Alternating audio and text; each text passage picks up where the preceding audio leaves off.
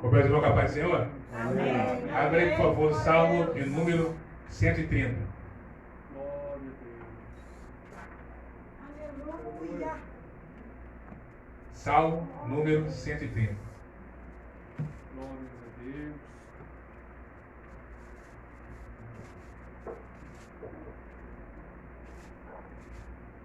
Quem achou, diga amém. Amém. Nos acharam? Amém. Minha versão é a Almeida Revista Atualizada. Quem puder acompanhar com a mesma versão, será benção. Está dizendo a palavra de Deus. Das profundezas clama a ti, Senhor. Escuta, Senhor, a minha voz. Estejam alerta os teus ouvidos, as minhas súplicas. Se observares, Senhor, iniquidades, quem, Senhor, subsidirá? Contigo, porém, está o perdão, para que o temam. Aguarda, Senhor, a minha alma o aguarda. Eu espero a sua palavra. A minha alma anseia pelo Senhor, mais do que os guardas pelo romper da manhã. Mais do que os guardas pelo romper da manhã. Espere, Israel, do Senhor, por o Senhor a misericórdia. Nele, copiosa a redenção. E é ele que redime a Israel de todas as suas iniquidades. Poder sentar em nome de Jesus. Meu Deus, Senhor, a tua palavra é fiel e dura para Graças sempre. a Deus. Amados, esse salmo número 130, né, ele é um salmo de romagem. É um salmo onde ali os israelitas, na lei de Moisés, todo israelita, uma vez por ano, ele tinha que ir em Jerusalém participar de alguma festa judaica, né? O tabernáculo, a festa das luas. Uma vez por ano eles tinham que ir a Jerusalém. E nesse trajeto, eles se despencavam ali das suas regiões até o templo de Jerusalém. Eles iam, né, com as suas caravanas, iam com as suas famílias, levando os animais sendo sacrificados, as suas ofertas seriam levadas ao templo. Eles iam cantando hinos, né? E era o salmo de romagem, que eles eram romeiros. Né? Temos aqui no Salmo 120 até o Salmo 134, nessa sequência, né? Foi dividido assim no canônico do Salmo, salmo de romagem. Então, o salmo de romagem é o hinário bíblico, né? Da nação de Israel. Eles iam cantando esses salmos. Nós temos o hinário bíblico, nosso hinário, que é a harpa, o cantor cristão, né? E eles iam cantando esses salmos, né? São salmos de romagem. Então, eles iam para o caminho de peregrinação, cantando seus salmos, iam família juntos, levando os seus animais sacrificados no templo, as suas ofertas para serem entregues no templo, que a gente terminava isso, né? Uma vez por ano, ia a Jerusalém em alguma das festas.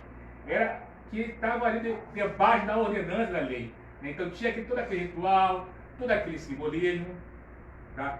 Mas o Salmo 130, ele é um salmo de penitência. E é isso que eu quero falar aqui hoje.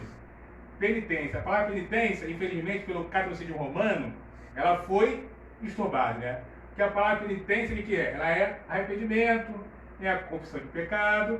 Só que o catolicismo romano, ele perverteu, né? Ele adulterou. Porque aquele catolicismo romano prega até hoje, diz que não prega a salvação por obras, o mérito próprio, né? O esforço humano. E não é isso. Nós sabemos que não é, não é verdade?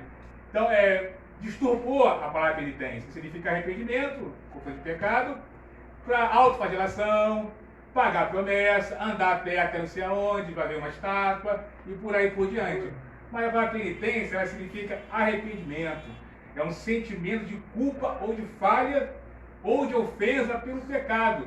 Pecado o que é? A gente fala pecado, às vezes dá até aquela sensação de trágico. Pecado é o quê? Quebrar a lei de Deus, propositalmente. Quebrar a lei de Deus. Pecado é quebrar a lei de Deus. Errar o alvo. Né? Aí eu falo, Paulo, através da lei, que ele conhece que é pecado. Então, se a lei fala que eu preciso pecado, eu sei que é pecado. O homem que olha para a mulher, por exemplo, impõe no seu coração, já adulterou com ela. Quer dizer, pecado é quebrar a lei. É um desvio de conduta. É um desvio da regra. Sair da linha. Então, esse salmo aqui, ele fala de arrependimento. O autor do salmo aqui, nós não sabemos quem é o autor do salmo. E nem a origem exata que esse salmo foi escrito. Um diz que foi depois do cativeiro da Babilônia, outro já não.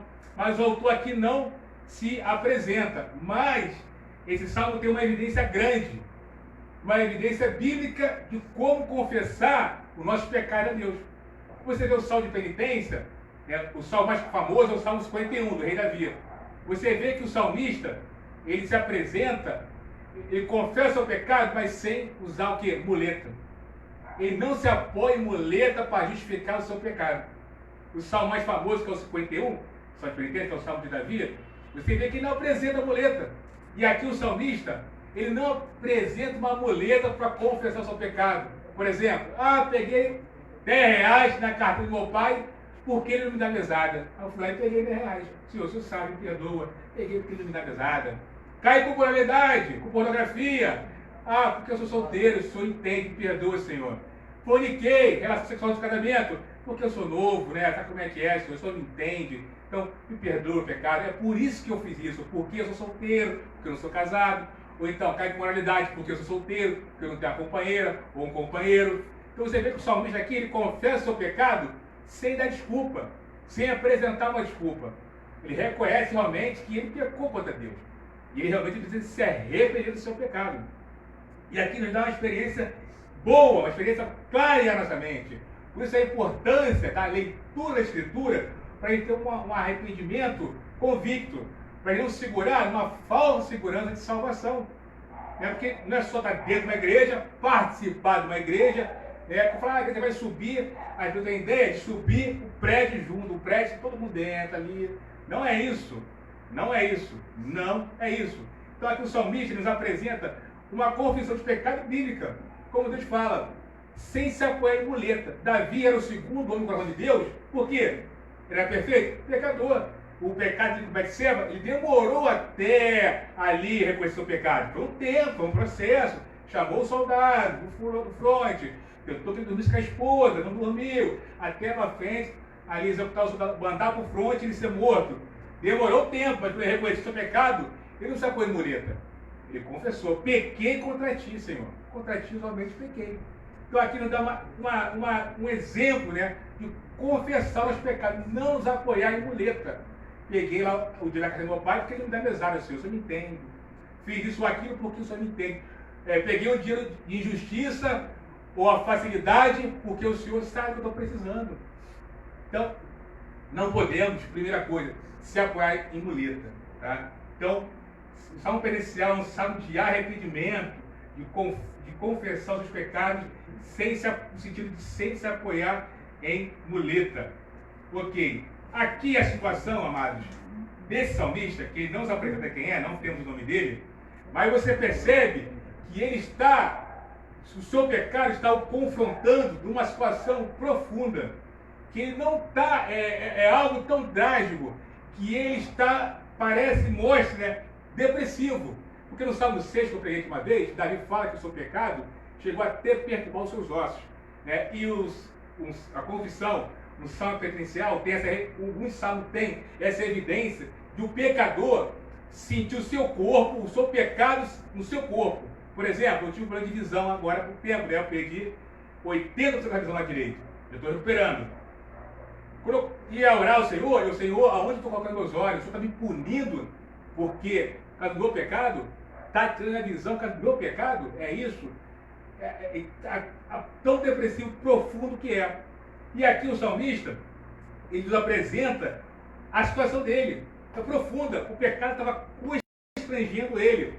Porque ele começa, aqui tem uma divisão, né? E o verso 1 e 2, ele clama ao Senhor. Primeira coisa, confessar, clamar a Deus, abrir o coração a Deus, confessar o pecado, confessar que quebrou a lei de Deus. Que hoje aqui a ele falamos de relacionamento. Nós temos com Deus um relacionamento profundo, uma intimidade. E aqui ele começa clamando a Deus, ele fala das profundezas, e eu clamo a ti, Senhor. Quer dizer, profundeza, você lembra de quê? Você lembra de oceano. Então você lembra o oceano, quem conhece o oceano, o alto profundo oceano é um local que uma pressão, onde o ser humano não consegue viver ali, se for com uma roupa específica, um silêncio profundo e uma eterna escuridão. Né? E aqui ele se encontrava das suas profundezas, do seu desespero. Quer dizer, mostra uma ideia de uma pessoa depressiva. Está depressivo. O pecado está deixando ele depressivo. Então ele compara aqui com um oceano profundo, um local de desespero, um local onde ninguém poderia ajudar. Sozinho. Muitas pessoas, irmãos nossos, em quartos trancados, em quartos escuros, depressivo, passando por alguma, ou pecado, confrontado pelo pecado, ou situações da vida diversas que acontecem. E aqui o salmista precisa clamar ao Senhor. Então a primeira coisa contra o nosso pecado é clamar a Deus. Não se apoiar em mulher, tem que clamar a Ele. Ele fala, das profundezas, clama a Ti, Senhor. Quer dizer, nas profundezas do oceano existe que a pressão, então ele está sob pressão. O oceano ele é implacável, né, para o ser humano. É um lugar profundo, escuro, sem luz. Quer dizer, ele está atribulado, o salmista estava atribulado pela culpa do seu próprio pecado, que corroía o quê? Corroía o seu íntimo. Então ele estava debilitado, o pecado estava o quê? Corroendo o seu íntimo. Ele estava o quê? Depressivo. E ele faz o quê, amados? Ele clama a Deus, né? Ele abre o coração a Deus. Ele não se apoia em nenhuma mulher. Ele, Senhor, clamo a Ti, Senhor. Dá a profundidade do meu íntimo, do meu interior, que ninguém conhece, só Deus conhece, só Deus nos conhece nosso interior. Ele abre o seu coração e professa o seu pecado e confessa o seu pecado. Irmãos, mesmo nos maiores buracos que nós podemos estar, de depressão, de sentimento de culpa por uma regra quebrada, pecado contra Deus, mesmo no maior buraco que nós tivemos, na maior profundeza, nós temos um Deus que nos ouve. Nós temos um Deus que nos ouve. Que, quando estiver vestido desse corpo de corruptividade, esse corpo, esse gênero de Adão, vai haver quebra de regras. Não estou aqui libertinagem ou pecado, não. Mas vai haver quebra de regras. Vai haver falhas. Porque, infelizmente, está se pregando muito no santarronismo ou perfeccionismo, que a Bíblia não fala. E há muitos irmãos, e eu tenho experiência de compartilhar com alguns, né, que eu converso para ajudar, passando por situações de depressão, por não conseguir achar uma perfeição, que é jogar um fardo sobre a pessoa. Um fardo que a pessoa não consegue suportar, não consegue carregar. Não há fardo no Evangelho. Ele falou, não tem fardo, meu fardo é leve, eu sou manso. Não estou dando aqui a liberdade para a prática, não é isso. Entendeu? É confessar sem se apoiar em muleta. Só que no mais profundeza, no maior buraco que nós tivemos, o pecado nos confrontando, nós temos um Deus pronto, de braços abertos, para clamarmos a Ele em qualquer lugar. Para clamarmos a Ele em qualquer lugar, porque nós não estamos presos a templo. Aqui no Salmo de Romagem, eles iam até o templo uma vez por ano, obrigado pela lei, mas nós não estamos presos a templo. Nós reunimos como igreja, crescer em graça e conhecimento, mas nós não estamos presos a templo, nós não estamos presos a um sacerdote. Nós temos acesso a Deus em qualquer lugar, em qualquer local. A mulher samaritana, Senhor, é aqui no monte ou é lá em Jerusalém? Não, minha filha, você não sabe nem que adora. Mas nós sabemos que a salvação vem do judeu. Mas chegará o dia o quê? Que o verdadeiro adorador adorará o Pai em espírito e verdade. Nem aqui, nem lá. E é isso que aconteceu, porque o véu foi rasgado. A porta da graça foi aberta. Então, na maior depressão, na maior profundidade que o pecado venha estar nos confrontando, nós temos acesso a Deus porque o véu foi rasgado. Não há sacerdote, não há intermediário, não há rituais religiosos, não há pagar tributos, nada disso, é bobagem. Não há cobertura espiritual, não há ser Cristo. É Ele que é a nossa cobertura espiritual. Não há cobertura espiritual de homem sobre nós. Nós vamos chamar Cristo, é Ele que nós somos sacerdote. Não há intermediário algum. Nós temos acesso a Deus em qualquer lugar. Não estamos pelo templo. Não estamos reunidos como igreja em local específico para trazer graça e conhecimento. Mas nós não estamos presos a tempo. Então, maior profundidade que você tiver no confrontado do pecado, uma regra que você quebrou, uma desobediência que você fez, você tem um Deus para te perdoar. Um Deus justo e juiz para lhe perdoar. Então, clama a Deus, porque a nossa cobertura espiritual é Cristo, porque Ele consumou a sua obra no Calvário, o véu foi rasgado, o acesso está livre para todo aquele que crê em Jesus Cristo como Senhor e Salvador. Entrai com ousadia no santuário de Deus, pelo sangue de Jesus. A porta aberta, o véu se rasgou de cima para baixo. O acesso está livre para entrar e ficar lá e confessar o seu erro, confessar que você quebrou a regra. Nós não somos religiosos, não temos religião, não temos que pagar oração 5 vezes ao dia, pagar tributo, ir ao sacerdote. Não. Em qualquer lugar, em qualquer momento, podemos confessar nosso pecado, a nossa falha. Não temos que esperar até a ceia. Na ceia eu vou lá e Não, amados, não, deixa o desespero sobre a ceia. Mas não é isso. Temos acesso a Deus em qualquer lugar, em qualquer lugar. Então a primeira coisa de confissão é confessar o seu pecado, confessar o Senhor. E porque estamos na sua graça maravilhosa. Então, e confessei. No verso 2 ele fala o quê? Ele clama ao Senhor por súplica, né? O salmista suplica a Deus que escute essa oração. O que é suplicar? É uma oração insistente, uma oração com reverência, uma oração com temor a Deus, uma oração com reverência, com insistência a Deus. Que ele fala, ó, escuta, Senhor, a minha voz, esteja alerta os teus ouvidos às minhas súplicas. Então sabemos que Deus nos ouve com o véu rasgado. A ideia aqui de suplicar a Deus é que a oração é feita com o quê? Com insistência, submissão a Deus. Submissão é temor a Deus, reverência a Deus, reverência à sua majestade, Deus. Suplicar é isso. Senhor, errei, quebrei a regra, errei o alvo, pequei somente contra ti. Isso é clamar a Deus. Esse é o arrependimento convicto. Esse é o arrependimento bíblico. Não é cumprir uma regra, uma reza, ou um ritual, ou uma coisa que é estabelecida por homem. Não é isso. Mas é uma convicção, é uma insistência. Então, primeira coisa, ele clama. E segunda coisa, reconhecer que não merecia perdão. Reconhecer que não merecia perdão. Porque no verso 3, ó, se observares, Senhor, a iniquidade, quem subsistirá? Quer dizer, se o Senhor observasse os nossos pecados, quem sobreviveria? Se Deus fosse observar os nossos pecados, quem sobreviveria? Ninguém sobreviveria. Eu clamo a Deus, porque eu sei que tem um Deus pronto a me perdoar. Eu reconheço que eu não mereço.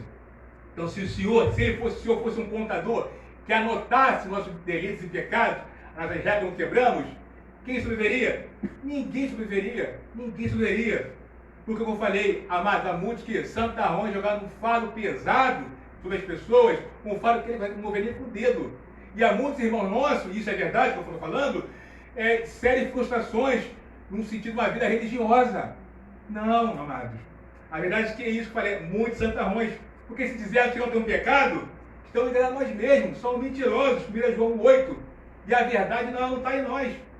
Todos pecaram e todos carecem da glória de Deus. Todos pecaram, todos extraviaram da verdade. Não há um justo sequer, não há ninguém que faça o bem, não há ninguém que busque a Deus. Não existe esse negócio de santarrão, impecável, esse tal é mentiroso.